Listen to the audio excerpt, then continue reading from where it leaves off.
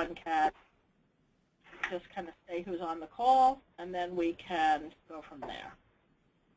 So thank you very much, by the way, for being willing to work and reschedule this. Originally, we had planned on talking earlier in the week, and I had to reschedule to today for Friday, so I really appreciate everyone's willingness to be flexible on that. I mean, really, my agenda for today's call is really very simple. I just thought that it would be helpful for us to get together as a group to talk about kind of the next steps between now and the conference, and then also to see if anybody has any questions or concerns, or if anything is coming up in preparation that we can all help each other and kind of create best practices. So that's my goal for today. And if anyone else has anything else to add to the agenda, feel free to add it when you're introducing yourself. So let me just open up to Warren. Do you want to go next? Sorry, I was just taking it off speaker. So did you want me to introduce myself and say what I'm working on? Yeah, just like maybe the title of your talk. Okay, so the title of my talk is How to Be the World's Best Law Student. And Warren is from Willamette. Yes, so I'm Warren Binford. I'm from Willamette. I did this last year, had a great time. Last year I spoke on how to be the world's best law professor. This year I'm going to give a talk on how to be the world's best law student, and it's based upon the latest educational research on what works and what doesn't. Yeah, that sounds great. So why don't we just go through and introduce ourselves? I'll go. My name's Sarah. This is good, over with. I work for CALI, the Center for Computer Assisted Legal Instruction. I'm a former academic law librarian, and my talk is going to be, it's called, Oh My God, What's It With All the O's? And I'm going to be talking about open source and open access information and why it's important and how to use it in legal education.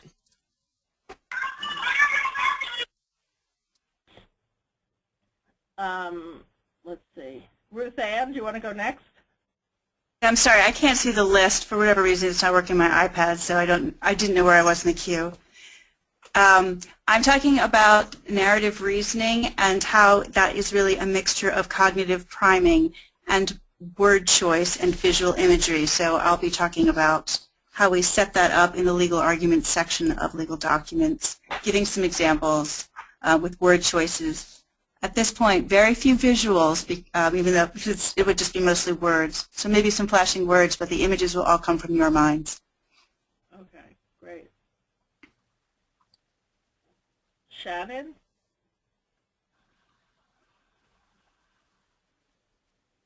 Is Shannon there? Sorry, I'm just taking off mute as well, still getting to know the buttons. So my talk is called Unprecedented, Teaching Law Students to Think Like Law Reformers, and it's really about how do we bring in the public's perspective into the classroom when we're teaching case law, particularly in terms of process. How do we make process more visible? How do we consider process as part of the legal equation in substantive law in order to shine a light on some of the barriers that reflect the kinds of cases that even make it to our classrooms? Thank you. Remy, are you there? Hi, I'm with Brave at brav.org, and we're cultivating the largest online network training ordinary people in conflict management, who in turn resolve the conflicts of others on our site's face-to-face platform. So basically just online dispute resolution. That's cool. Ryan, do you want to introduce yourself? Yeah, Ryan Anderson. I run a law firm out here in Las Vegas, and it's also we have a branch in Utah.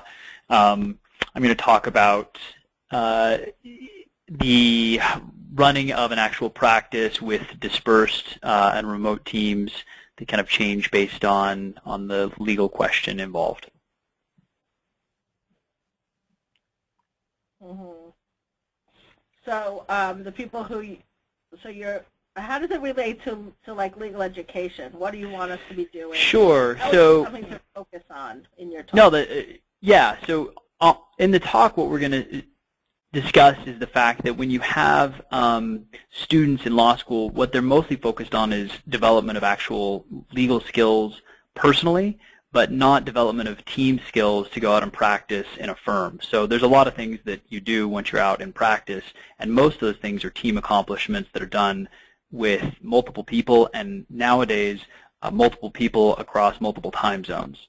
And so I think there's ways that law school can kind of focus on team development of facts and strategy, and instead of simply just focusing on the development of issue spotting or writing ability or whatever the case may be. Right. Yeah, that's very appropriate. Great. Welcome. Thank Courtney? you. Hi, sorry, just had to unmute it.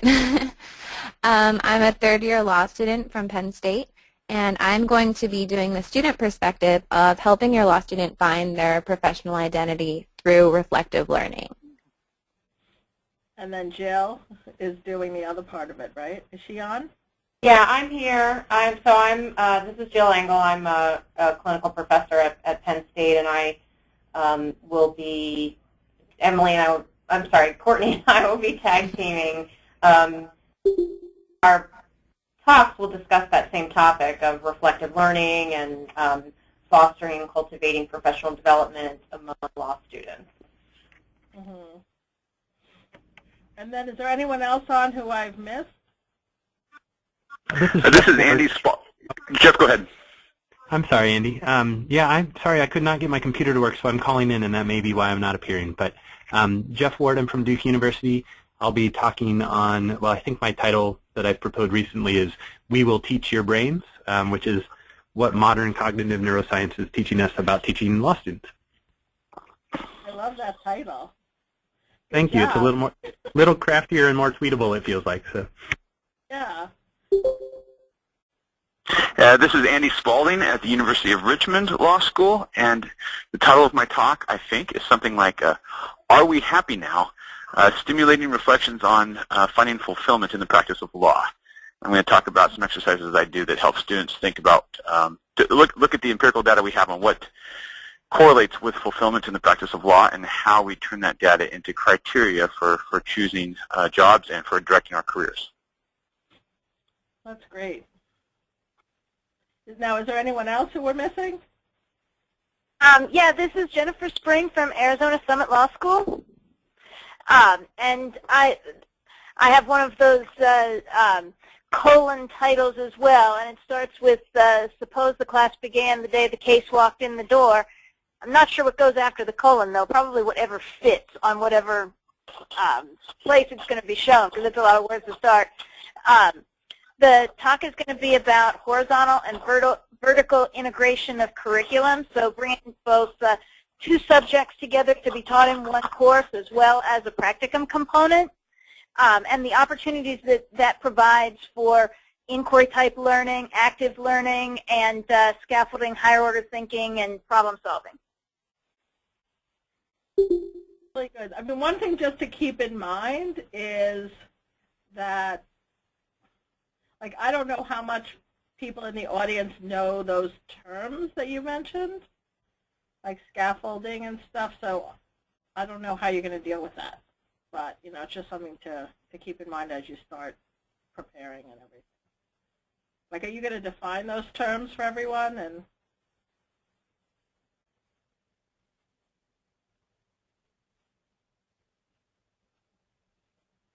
I think we lost her. All right, is there anyone else on?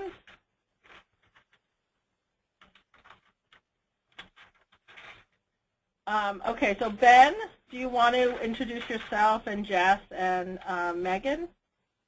Or sure. Do you guys want to introduce yourself? Hi guys, I'm Ben, and this is Jessica. We both work for the Uncommon Individual Foundation based in Devon, PA, and we work with Legal Ed. Legal Ed is one of the entrepreneur educational programs that we work with. So over the past couple of months and up until the conference, we've been working with Legal Ed on this conference. and we're going to be kind of in charge of the marketing strategy for the conference. So after the call, out an email with including links for like the Facebook page we created for this, some tips on how to create your talk title, and also like a LinkedIn page we also made for the event. So everyone should make sure that as you change the title of your talk and refine it, that you make sure to get it to Ben, because he's going to have the master list of all of the schedule and all the pods and the talk titles and everything. And Jess has been working really hard to create a press release and create a logo. She's doing amazing things. I think this is going to be really exciting, and they're bringing a lot of energy and new ideas to how to kind of promote the conference. So as as Jeff mentioned, he's trying to come up with a title that's tweetable. I mean, that's one of the things to keep in mind as you refine your talk titles, because Ben and Jess, and mostly Ben, has been really working hard to promote even the videos from last year, and he tweets about them all the time. So to the extent that we can fit everything into a tweet, the better. But I don't want that to necessarily drive everything you do. It's just one of the things to consider when you're, when you're finalizing the titles to your talks. And then another thing, we have an intern, Megan, who's been working with us and been doing a great job on, for example, last year's talks in the pods.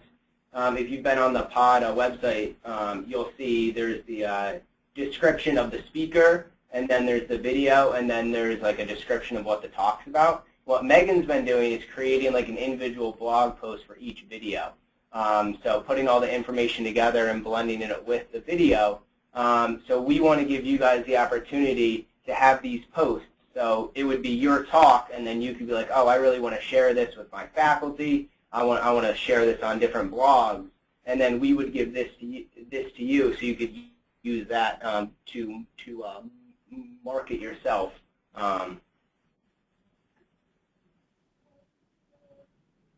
Yeah, which is great. Thank you very much for your work on that, Megan.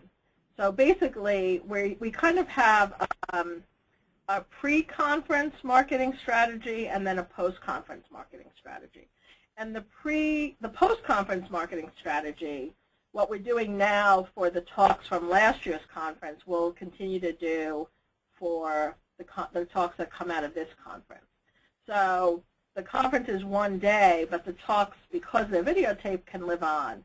And so part of our marketing strategy is to get the talks out to different blogs. So the blog post that Megan is writing will help with that. And to also, tweet about it. We have a video of the week, I think. Do we do video of the week, Ben? Yes. So we're always kind of cycling through those talks and marketing them to different communities. We have an active community on LinkedIn with like more than 700 members, most of whom are law professors. We're building a community on Facebook. We also, as Ben said, are starting a LinkedIn group just for this conference. So it's another way of promoting the conference. So, and we'll be able to feature the talks on different blogs. So, there's a legal skills blog, for example, that a colleague of mine is involved in, and he will be featuring some of the blog posts.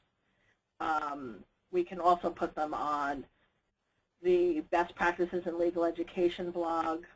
I know that Warren's involved in the clinical legal education blog, so we could probably, the things that are relevant to that community, we could probably post on that site.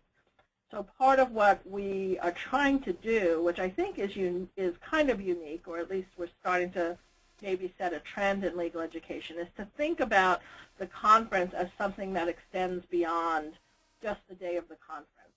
And so while it's great to be able to bring everyone together for that one day and share ideas, we'd like to figure out ways that those ideas live on. And videotaping it is the first way of doing that, but I think the next part is really asking all of you to be engaged in figuring out how best to continue to promote your talk after the day of the conference. So, and we'll be able to share with you things that we've seen that have been successful. But we also would encourage you to come to us with ideas because, we're all new at this, and we're kind of learning and iterating as we go. So the more ideas and the more, heads we have thinking about this, the better. But, I can tell you that post-production of last year's conference, we've been able to get collectively for the videos from last year's conference, I think there have been more than 1,500 views of that collection. A lot of them were actually Warren's talk, and Warren's talk was featured on the Tax Professor blog and then got a lot of play from that, and it's really relevant to law professors. And, frankly, we've spoken about it. She has a really good title, How to Be the World's Best Law Professor. And just that title alone has gotten a lot of attention. And so going back to what we were saying earlier, titles matter. So I would encourage you all to spend some time thinking about it. And we're flexible. Like, you don't have to get us, don't feel like, I should say, while we want things to be coming in as soon as possible because that will make the marketing easier, we also don't want to discourage you that if you happen to get us something after, like, a deadline that we set, don't feel like you can't get it to us. Like, we'll be able to change things as we go. So that's kind of the post-production strategy for social media. The pre-production we really want to ask you all to be involved in, which is advertising the conference in these next weeks coming up to the day of the conference. So if you blog, you could write a blog about what you're going to talk about. If you tweet, you could tweet about the fact that you're, that you just got off this call and you're, excited to be planning your talk, or as you start practicing, tweet about the practice. You could add references to it on LinkedIn, Facebook. I think, part of what we're trying to do is build up like some kind of anticipation for the conference. It will be available for people to view live, and last year we had about 1,000 people coming to Legal Ed's website to view it live the day of the conference. So, and all of you are going to be active in trying to help us to build up that community, to like draw attention to the conference. So if you can include links to, to it on your signature, like in your emails, there's a lot of different ways if you think about it, on your LinkedIn profiles, Facebook, telling just your colleagues in your school or on any listservs that you're on that you think people might be interested in the conference, just kind of start spreading the word. And if you have any ideas, are there any, as you're listening to me, I'm just curious whether anyone has any additional ideas about how we can promote the conference between now and March 20th. So, Michelle, this is Ruth Ann. I know that my school probably won't promote it if it's coming from me, simply because they don't like when faculty say, I'm doing something. They think that's self-promotion. But if there's a press release that somebody else does saying, did you know your faculty member is doing something, they're more likely to pay attention. Okay. Unless, of course, the person has Dean in front of it. But otherwise, I mean, they don't believe you when you say, I'm doing something that might be of use to you, since all faculty will say that every day. Right. Okay. That's really helpful because we're blessed to have Jess and Ben helping us, and they're, Jess prepared a press release that she sent out when the videos were up a few months ago, and it got attention. So she can help us to prepare a press release, and we can get it to all of you, and then ask you to distribute it to your, marketing people, your administration stuff. Does that sound like an idea, Jess? Is that something you could help us with? So yeah, definitely, and I think our timeline for that was next week we were hoping to get it out. So what I was going to do is just contact the school, the law school, whatever it is, the marketing contact, or if they have a magazine or a newsletter that goes out.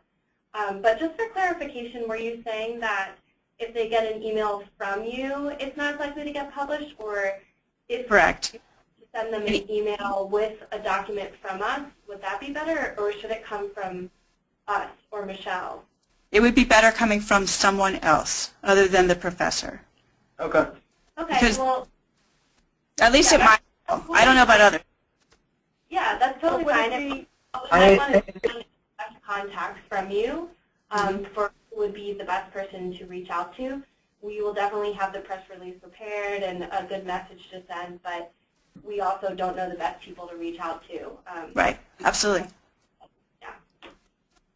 Okay, so is the idea then that the Uncommon Individual Foundation will send it out, or do you want me to send it out, or do you want like a legal ed website email to send it out? Like, what would be the preference?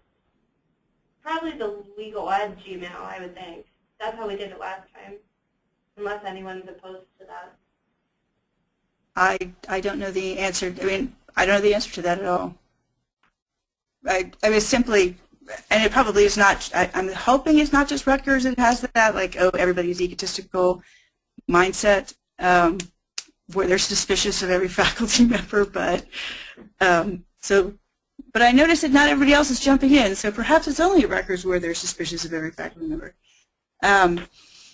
It's sent under, I think, just as a general comment, things have more credibility if the person who's presumably benefiting from it is not quite average. Right. If it comes to a third-party validator, it obviously has more credibility. Okay. So, so then, Jess, why don't we send an email to everyone asking them for the contact information for people at their schools who we should add to our, our mailing list? Yep, that sounds perfect. Okay. And then we're also going to be publicizing it to, like Jess, over the last few months, has been creating a growing list of media that are involved in talking about law and legal education. So she has a lot of the, the traditional players on that, like the ABA Journal and Legal Intelligencer and some of the newspapers and magazines. She also has on that list blogs that focus on law and legal education. So if any of you have ideas of outlets that we should add to that list, I would encourage you to send those to Jess as well. And if you know people who would be good contacts, then let us know that, and then we can strategize with you about the best way to get the information to that person. Like, should it come from you or should it come from us? The Alliance for Experiential Education. Yeah, that's a good point. I don't know whether we have them on the list, so that would be good. And then the Legal Writing Blog. Okay.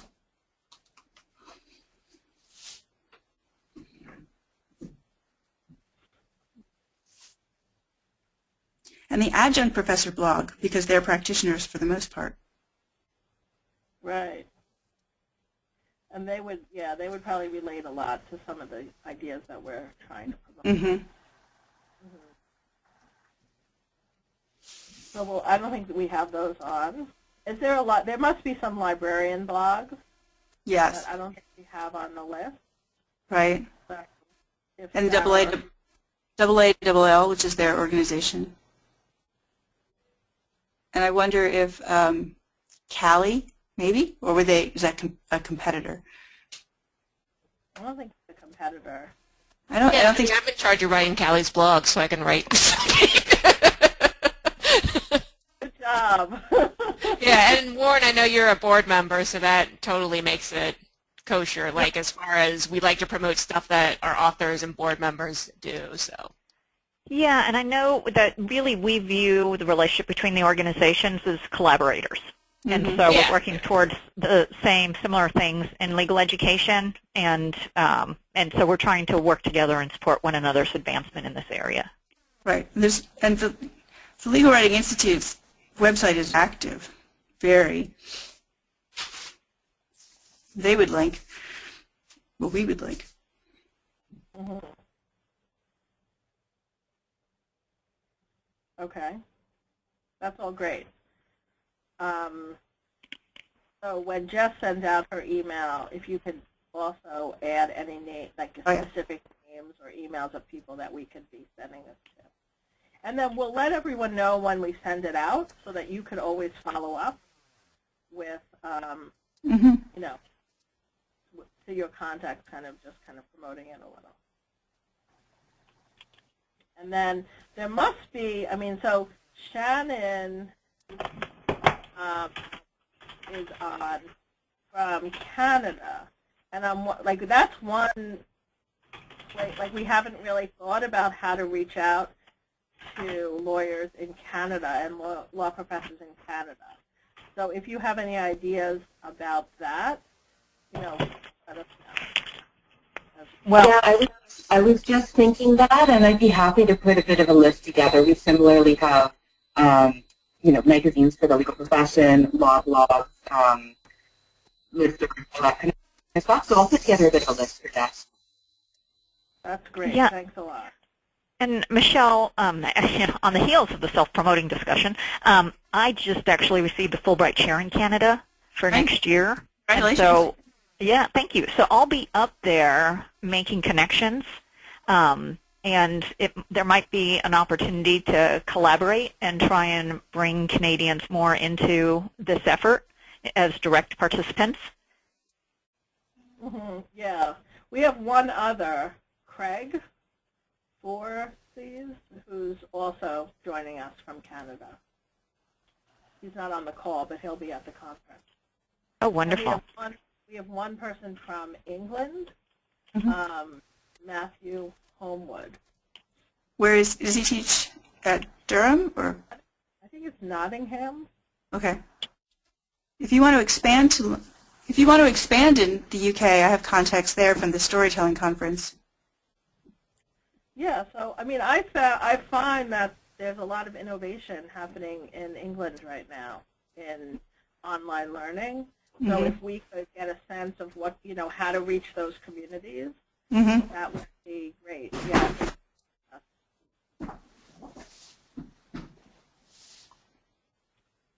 Okay. So anything else on like social media, advertising, marketing, kind of this press release, any other? Does anyone want to take a look at the press release before it goes out?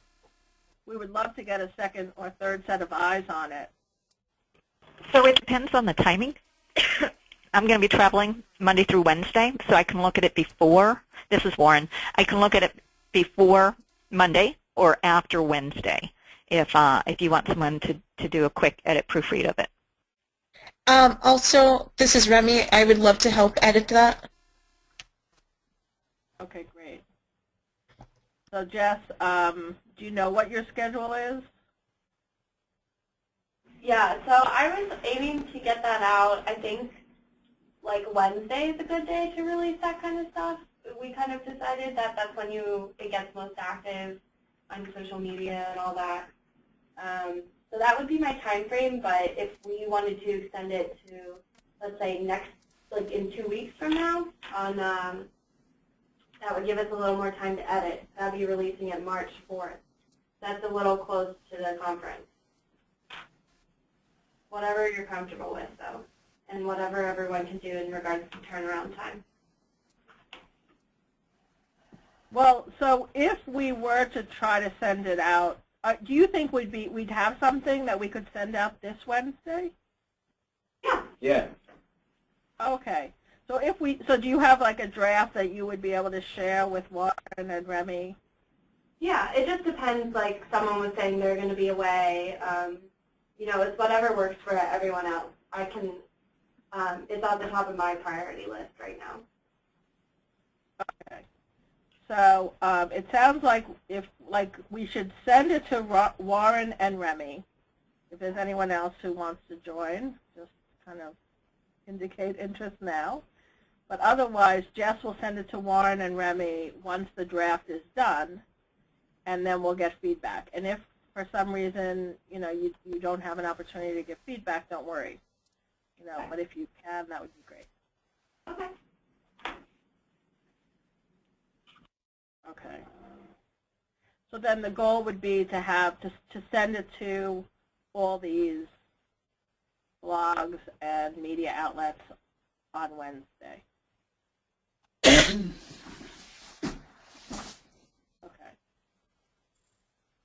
And then we could always resend it like a week or two before the conference as well. But at least to start the momentum now, right? Mm-hmm. So, Yeah. Is that the agreement from everyone? Okay. So anything else on social media? Marketing. Okay. So then what about just how are people doing in terms of preparing? Do you have anything that you're learning, any obstacles, things that you want to share with the group? Michelle, one thing I want to offer in terms of preparing, Kristen reached out to me yesterday to see if her pod could use GoToMeeting to practice, to kind of set up a conference call. And I told her that's fine, and I can do that for anyone who wants to use GoToMeeting. Just because GoToMeeting, we pay for it by the foundation, I would have to set up the meeting for you. But that can be a great resource for you guys to use to practice your pod talks with your pod coworkers. Oh, great. Thank you for that, Ben. Yep.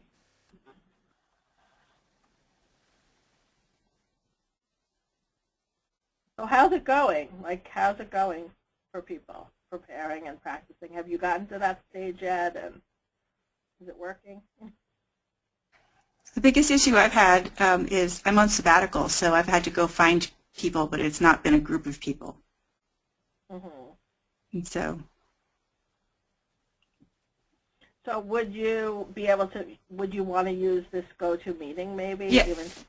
Yes, I will with Kristen. I don't know how, I don't know how that's going to work compared to live, but so I will. But it's a strange feeling if I'm not in the building to actually use the building. Right. And where are you, Ruth Ann? You're in Newark? No, I'm Camden. Camden. So, I don't know, but if you want to practice with me, we're not that far away. I know. I've actually been to Mount Airy. It was last week where I went out there. And I could go to Rutgers just finding people, but yeah, no. I was actually just starting the conversation. But I'm curious what kind of visuals other people are using, though, because I've really tried to slim down to hardly anything. So last year, I prepared both a PowerPoint, which was kind of a backup, and then, do you remember, Michelle, what the new format I was trying to play with was called? Prezi?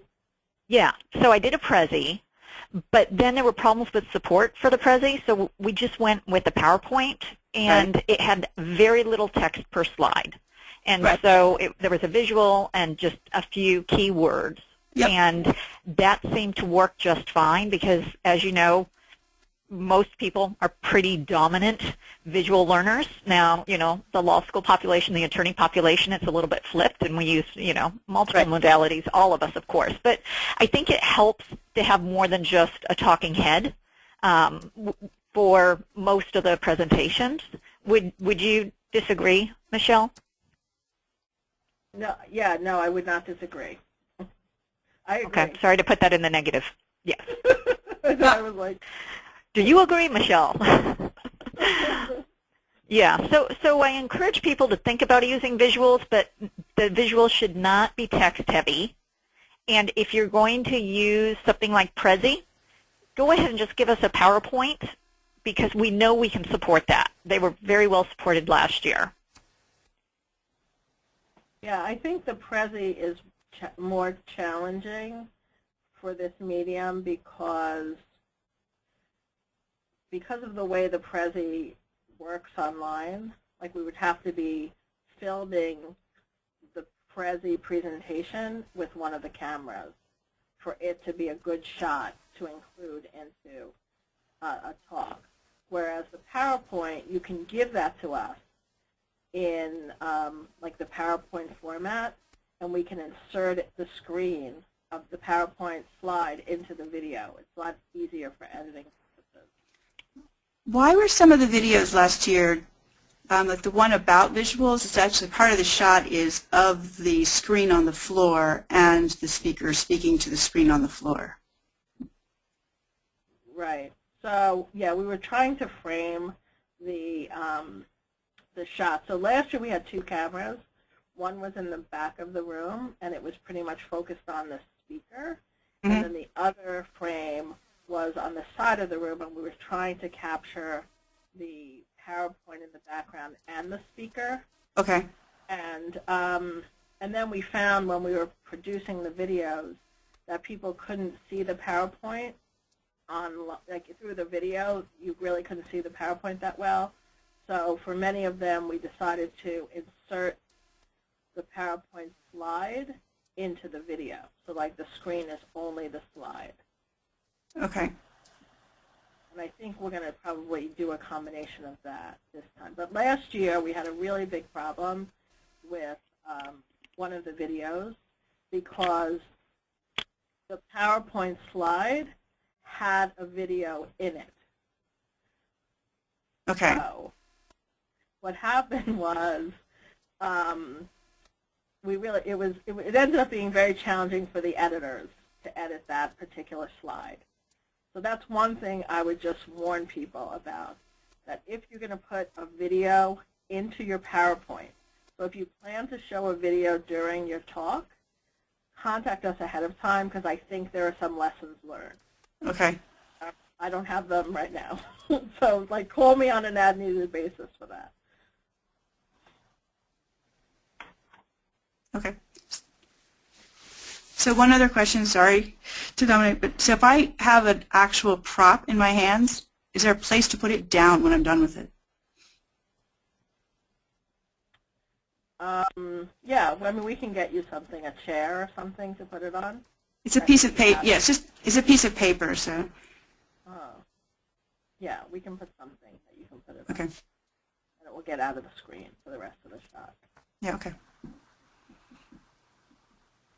And last year, Ben sat in the first row of the audience, and he had an iPad that had like a digital clock on it counting down so that people had a sense of how much time they had left. And I don't, we're saying that we want the talks to be 8 minutes. Don't feel that, we're going to cut you off at 8 minutes if you happen to go over, which is likely. Even if you practice for 8 minutes, when you end up doing it live, it sometimes takes a little bit longer, and that's fine. Like, I don't want to add any pressure to people that they have to, that the film is going to, like, we're going to stop filming after 8 minutes. We're not. I'm trying to think of some of the concerns that people had last year. We also last year had on the floor in front of the, like if we call it a stage, the place where the people were standing to present their talk, in the front on the floor we had a computer that a computer screen that showed you the PowerPoint slide so that you wouldn't have to turn around and look at the screen behind you. You could look in front of you and know where you were on your PowerPoint. And we had a remote that you could hold in your hand to advance the PowerPoint slide. If you don't want to be responsible for advancing your slides yourself, like if you'd like help with that, let us know ahead of time, and Ben or Jess, who will be there, will be able to help you to advance your slides. But the assumption, if we don't hear from you, is that you'll want to have control over that and advance your own slides at your own pace.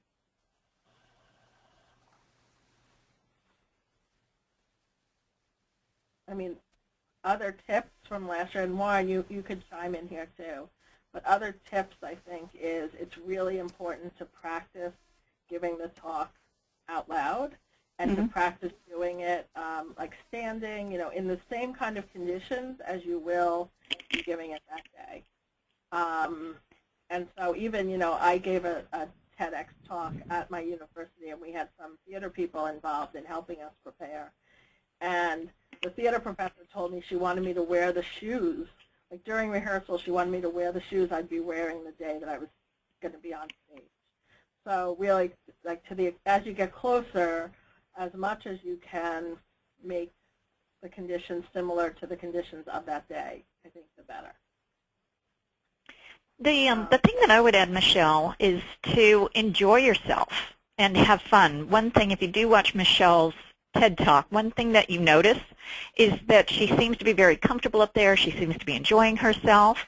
And it's very difficult to watch people who are ill at ease, but to the extent that, you come forward, you embrace your content, you embrace your moment in the limelight, and enjoy yourself, that's energy that will be conveyed to your viewers, even in a digital format.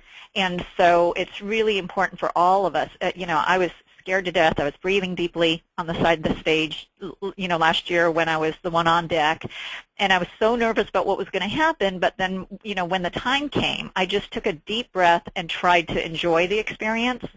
And so I want to encourage all of you, we're not used to being recorded. And so everybody understands that this can be a somewhat intimidating experience, but work really hard to focus on the joy of what we're doing, because that will convey, and that energy will be contagious to your viewers. Yeah. And I would say related to that, and I keep saying this in the emails, but I just want to reiterate, that it's really important for everyone to agree to be there for the whole day, because I think having the live audience is also really helpful to make the speaker relax and feel like you need to know that you're talking to live people, and you get energy from that, like having people nod and agree and respond, just through their body language.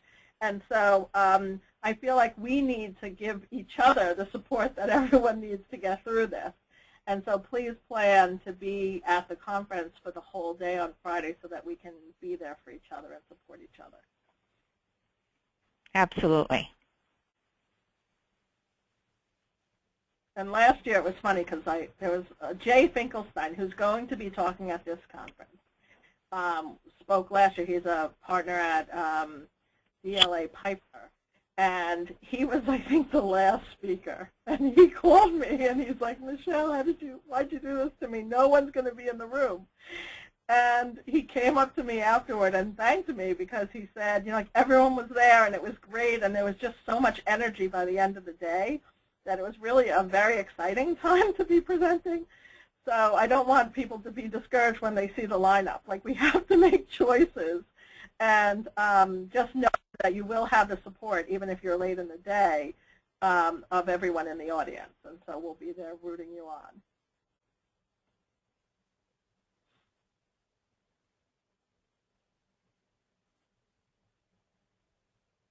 Hello? Hello? Hi. So are we allowed to, I guess, if we have a personal question, who should we contact about it? I would say contact Ben. Ben, okay. And then he'll know who to get it to if he's not the right person. Thanks.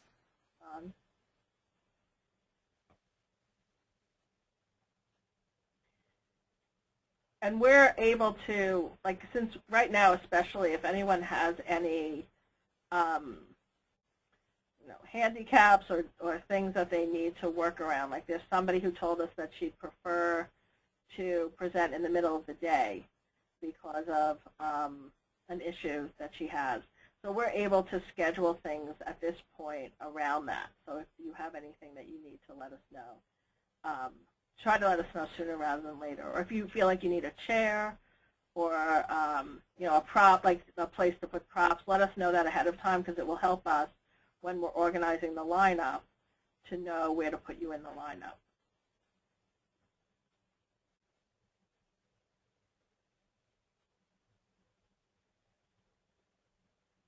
So any other questions, comments? So we're almost we're at about 10 minutes to 3 Eastern time. So I just wanted to, one last thing before we break, and that has to do with the schedule.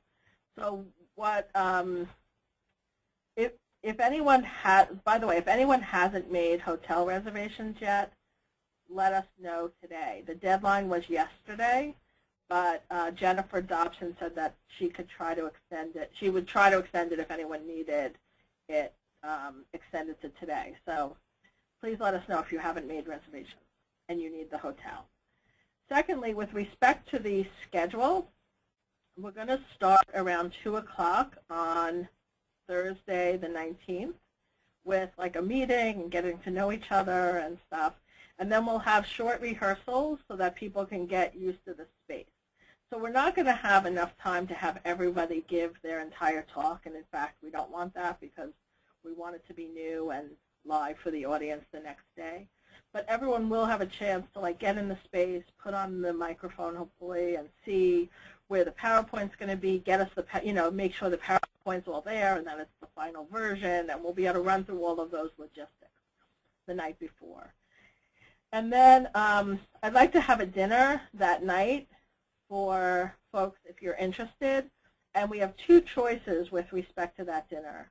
We could have the dinner at American. They have a residence that is a really nice space for a dinner. And if we were to do it there, we just need to let them know. Or there's another like Italian restaurant that's within walking distance that has a nice meeting room. So if we were to do it on campus, we know that the cost would be $20 per person. If we do it off campus at this restaurant, I guess it depends on what we order and everything. But does anyone, my preference would be to just have it on campus. I feel like that's easier. It's not that expensive. It's only $20 a person, and we'll just know that it's all taken care of, and we don't have to worry about going to another location. But I just wanted to raise it with everyone before I made that decision.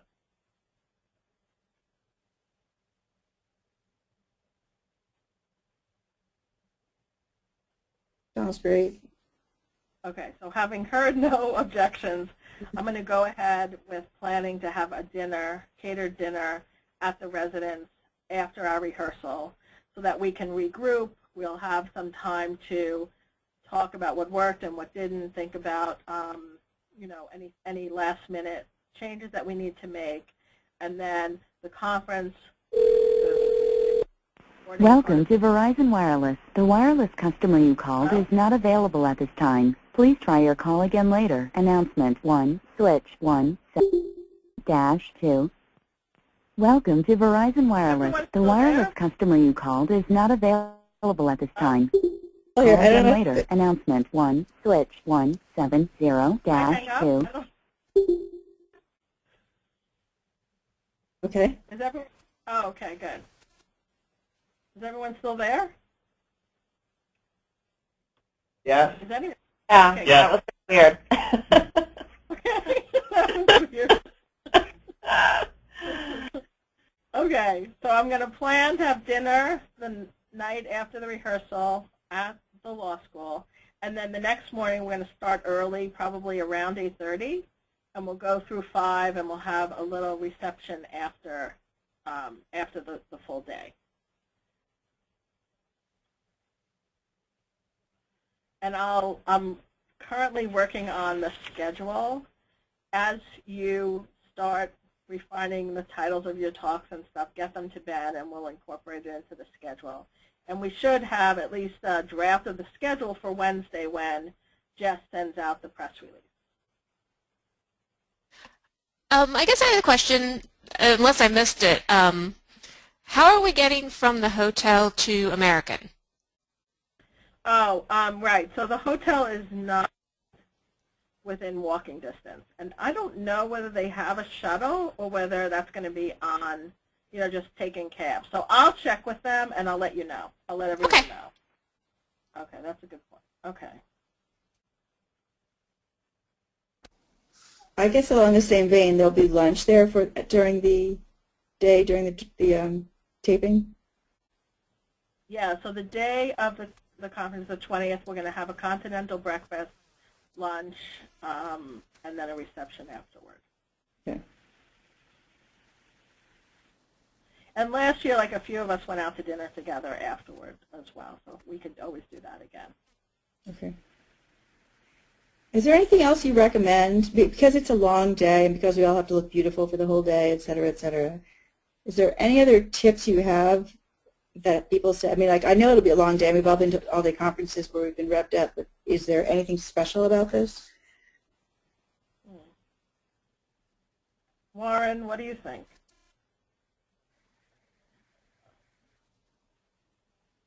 I mean, last time I spoke, I was the first speaker, and that was like totally overwhelming, right? Because I was organizing the conference. There were a lot of last-minute issues.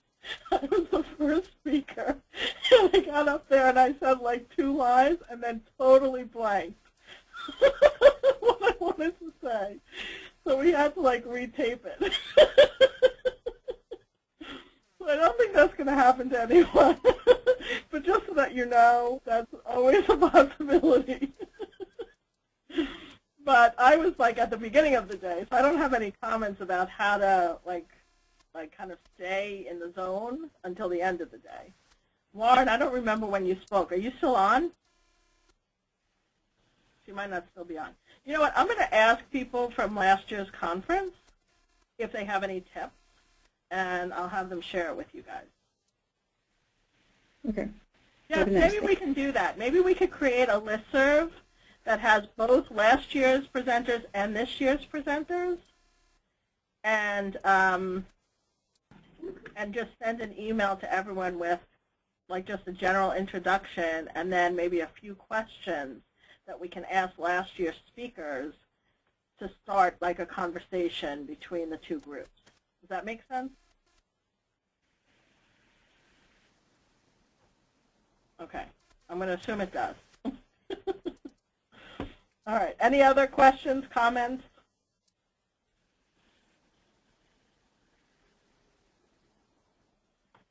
All right, so hearing none, I'm just looking at our schedule. So we had said in the schedule, so this is the original acceptance letter, that we wanted you by the beginning of next week to get us an outline of your talk, a short bio, the title, a short description, like 75 words or less, and a headshot.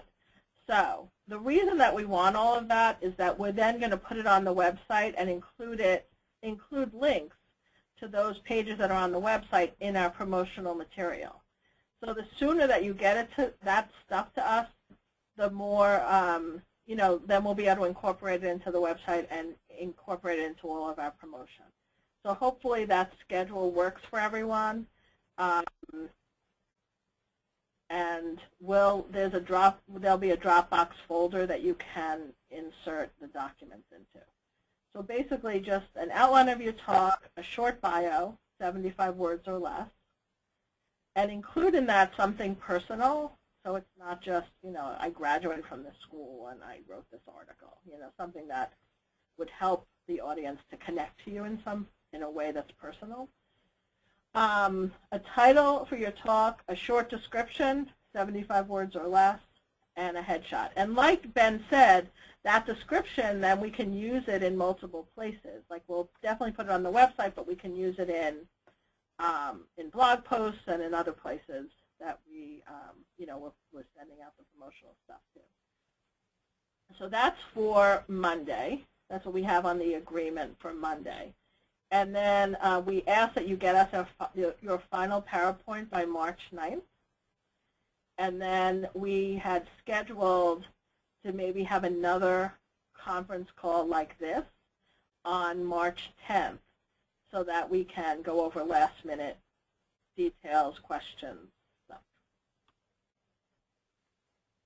So that's like kind of the next steps between now and the next few weeks.